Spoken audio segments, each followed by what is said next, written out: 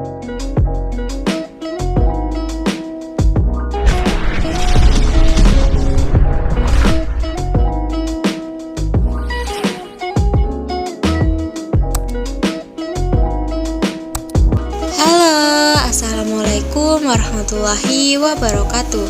Kembali lagi di channel YouTube aku, Nasifah Al-Adawiyah. Nah, pada video kali ini aku akan membahas tentang unsur intrinsik pada puisi.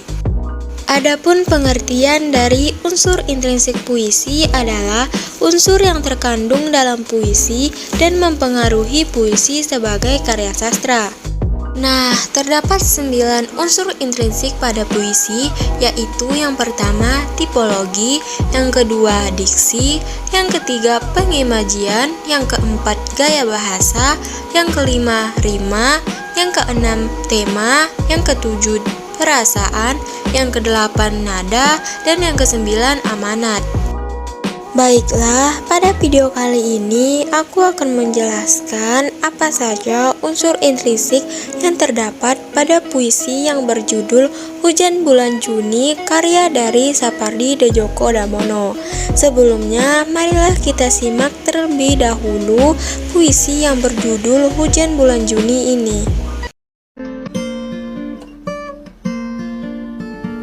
Hujan bulan Juni. Tak ada yang lebih tabah dari hujan bulan Juni. Dirahasiakannya rintik rindunya kepada pohon berbunga itu. Tak ada yang lebih bijak dari hujan bulan Juni. Dihapusnya jejak-jejak kakinya yang ragu-ragu di jalan itu. Tak ada yang lebih arif dari hujan bulan Juni. Dibiarkannya yang tak terucapkan diserap akan pohon-pohon itu. Nah, adapun unsur intrinsik yang terdapat pada puisi Hujan Bulan Juni yaitu yang pertama tipologi. Tipologi ialah unsur intrinsik karya sastra puisi. Tipologi berkaitan dan bentuk visual sebuah teks puisi atau sajak. Maka dari itu, menurut unsur intrinsik tipologi puisi, puisi Hujan Bulan Juni karya dari Sapardi Djoko Damono terdiri dari 3 bait. Masing-masing bait terdiri dari 4 baris. Masing-masing baris tidak lebih dari 11 suku kata. Dari sini sanggup diketahui kekonsistenan bentuk puisi Hujan Bulan Juni. Unsur intrinsik yang kedua yaitu diksi. Diksi ialah pemilihan dan penerapan kata dalam sebuah sajak atau puisi. Dilihat dari diksinya, pilihan kata yang dipakai oleh Sapardi Djoko Damono yaitu kata-kata yang bernas dan mengatakan kedalaman makna. Bernas maksudnya sangat mencakup, bukan kata-kata yang biasa dipakai dalam percakapan sehari-hari. Kata yang sangat besar lengan berkuasa adalah tabah, bijak, dan arif. Ketiganya dibandingkan dengan hujan yang terjadi pada bulan Juni. Unsur intrinsik yang ketiga yaitu pengimajian atau citraan. Pengimajian lebih gampangnya disebut sebagai seolah-olah. Jadi, jikalau pengimajian visual adalah seolah-olah melihat, pengimajian indera pendengaran berarti seakan-akan mendengar. Adapun pengimajian yang ada dalam puisi Hujan Bulan Juni adalah pengimajian visual dan pengimajian pendengaran. Terdapat 2 jenis pengimajian pada puisi Hujan Bulan Juni, yaitu yang pertama imaji visual. Salah satu baris yang paling besar lengan berkuasa mengatakan citraan penglihatan adalah pada bait yaitu kepada pohon yang berbunga itu. Kondisi pohon yang berbunga dapat diketahui dengan indera penglihatan. Imaji yang kedua yaitu imaji bunyi. Selain gambaran penglihatan juga ada gambaran indera pendengaran yang mungkin sanggup dilekatkan pada bait pertama. Lebih tepatnya pada baris dirahasiakannya rintik rindunya. Rintik ialah suara yang sanggup ditangkap dengan indera pendengaran. Unsur intrinsik yang keempat yaitu majas atau gaya bahasa. Majas yaitu perumpamaan atau gaya bahasa yang terdapat dalam puisi. Teknik penyampaian maksud dengan mengambil perbandingan yang lain. Puisi Hujan Bulan Juni memiliki dua majas. Majas yang paling tampak yaitu majas personifikasi. Majas personifikasi yaitu pengorangan yang bukan orang. Maksudnya benda mati atau binatang atau flora bertindak seakan-akan menyerupai manusia. Selain majas personifikasi, juga terdapat gaya bahasa repetisi. Repetisi penuh terdapat pada baris dari Hujan Bulan Juni. Ketiga bait puisi tersebut mengandung baris ini di baris keduanya. Selain repetisi penuh, juga terdapat repetisi pengulangan. Sebagian baris yaitu adakah yang lebih. Unsur intrinsik yang kelima yaitu rima atau irama. Rima yaitu suara final atau persajakan.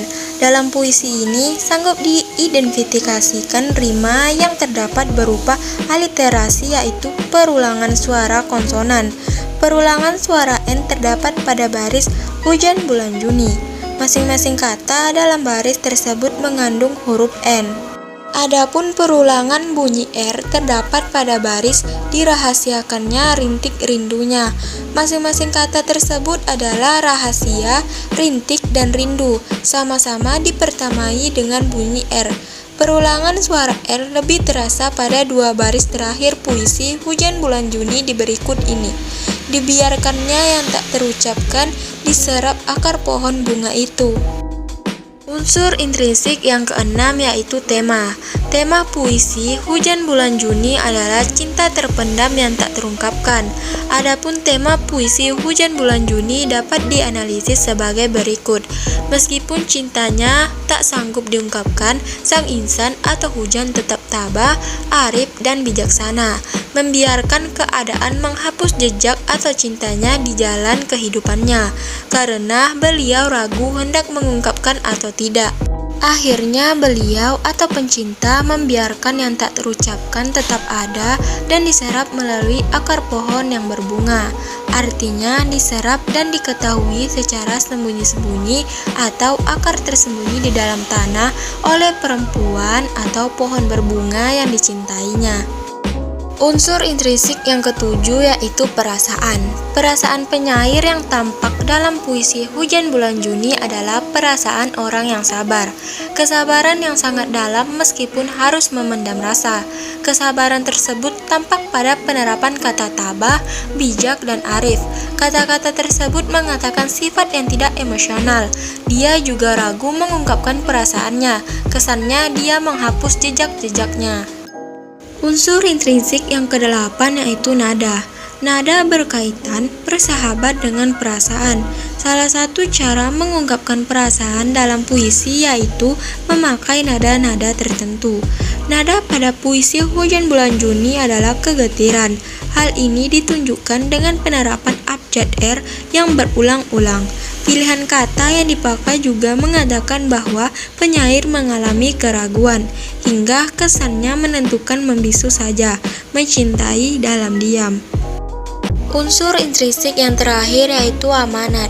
Adapun amanat pada puisi Hujan Bulan Juni adalah sebagai berikut.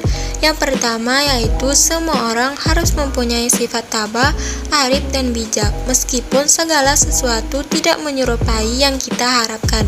Yang kedua yaitu tidak terwana, hal yang kita inginkan sanggup kita dapatkan dengan gampang. Baiklah, cukup sekian pembahasan tentang unsur intrinsik pada puisi. Sampai jumpa di vlog selanjutnya. Terima kasih. Wassalamualaikum warahmatullahi wabarakatuh.